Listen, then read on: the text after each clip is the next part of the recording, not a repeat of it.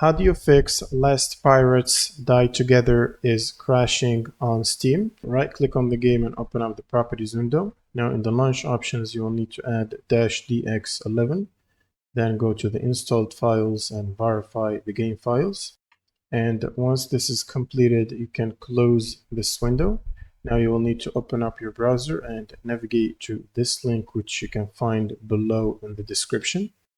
And from here, you'll need to scroll down and download and install the redistributables. You'll need the 86 and the 64 installer, both of them. Now, when you finish this installation, it will ask you to restart your computer. So make sure to do that.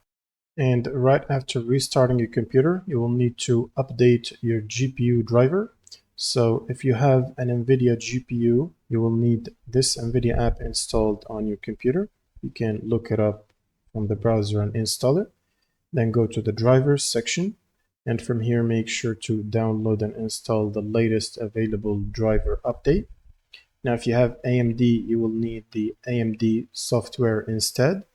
And once you've installed the driver update, all you need to do is right click on Steam, run it as admin, and then just launch the game from your library. And this should solve the crash problem. If you have any questions, leave them in the comments below, and see you on the next one.